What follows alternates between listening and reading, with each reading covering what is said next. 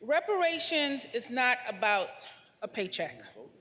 It's about an atonement and acknowledging and correcting the historical disenfranchisement and discrimination that affects African American who are descendants of slavery to this day.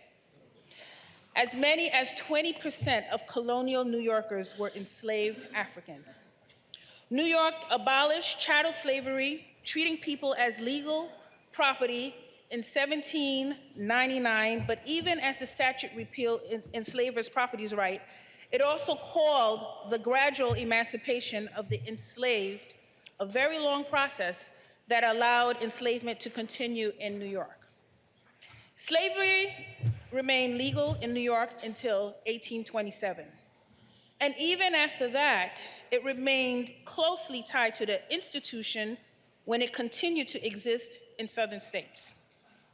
Many will say that the door closed hundreds of years ago, but our state incomes disparity, which is the largest in the country, is in large part that the legacy of the slave system which built and shaped the state. Now, this isn't just about looking in the past. It's about the balancing scales for our future. We can't deny the massive disparities that exist with Black communities to this day. Chattel slavery was eventually abolished in various countries through the efforts of abolitionists and social movements.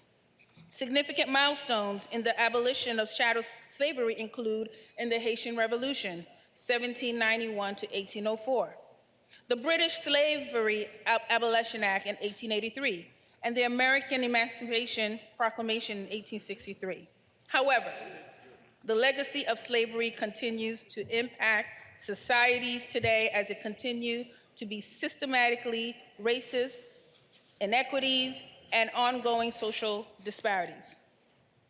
This commission will study how to uplift and empower Black New Yorkers whose existing disparities include housing discrimination, unequal pay, voter suppression, police brutality, and disproportionate rates of incarceration.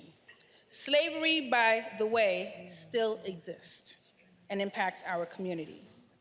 Now, as we talk about reparations, I often think of what happened to our 40 acres and a mule. And as a daughter of Haitian immigrants, I do think about what happened in Haiti and to the many Haitians that came here who were enslaved, fought in a pivotal and courageous role in the American Revolution. The Battle of Savannah, Georgia, became one of the bloodiest and significant battles during the American Revolutionary War. American Continentals were outnumbered and supported by French troops, including 800 from Santo Domingo, later Haiti, and other French Caribbean colonies. And when we bring up reparation, was the reparations for the Blacks and Africans in Haiti? You think about it, what was it? It was the other way around.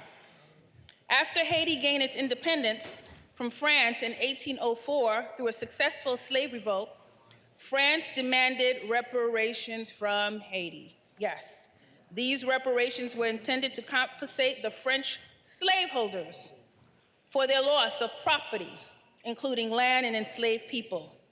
100 million francs, the debt imposed by France, severely hindered Haiti's development and left the country in a state of economic instability. The French got their reparations, but where is our 40 acres and a mule? There is no money too high to pay for the millions of Black people, African people who died and were slaves.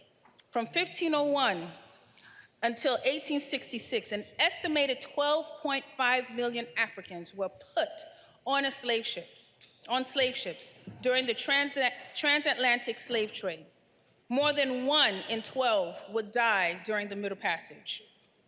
During the Reconstruction period, a 12-year period after the end of the Civil War, thousands of Black men, women, and children were lynched. Chattel slavery allowed people considered legal property to be bought, sold, and owned forever, and was lawful and supported by the United States. But the government didn't keep its promise of 40 acres and a mule. Following President Abraham Lincoln's assassination on April 15 in 1865, President Andrew Johnson rescinded Field Order 15 and returned to Confederate owners the 400,000 acres of land. Where is our 40 acres and a mule? The control and exploitation of one human being by another still remains. Just look at the bills that we're still fighting for. Bills that we are fighting to pass today, some of which we have to continue to fight for.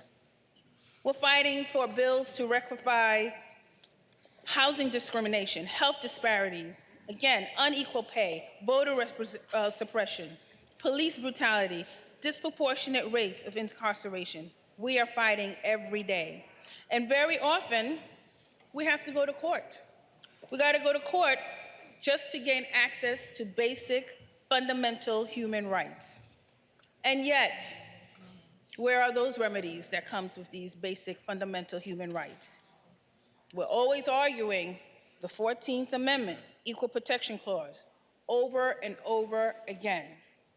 One of the biggest battles I've been fighting for some time, since I joined the Assembly, is for minority and women-owned businesses to get their fair share of resources. And it's resources that has been stripped away from us, and it's been mind-boggling because we're fighting our own resources here and out in the courts. Property and resources that were owned and stripped from us. We've been raped economically. And we continue to be raped economically. A nation that forgets its past has no future. Where is my 40 acres and a mule? Mr. Speaker, this commission is much needed. Reparations were offered to so many other groups. While Black people who were enslaved, people who endured extreme physical and psychological abuse, forced labor, and denial of basic human rights, people who were often subjected and continue to be subjected to brutal punishments, restricted from education, and lived in squalid conditions, never got those reparations, those rights. Slavery was an oppressive and exploitive system that amended the labor of enslaved people for economic gain. We need restitution. We need reparation. We need compensation. Yes, we need land grant. We need social services. We need our 40 acres and a mule. And we need an apology. In the name of our ancestors, I want to thank the sponsor of this bill, and I support this bill, Mr. Speaker. This bill will acknowledge the fundamental injustice, cruelty, brutality, and inhumanity of slavery in the city of New York and the state of New York.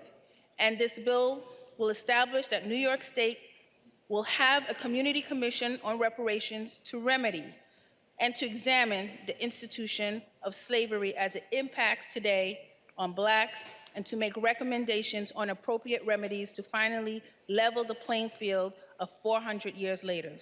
Those that fail to learn from history are doomed to repeat it. Thank you, Mr. Speaker.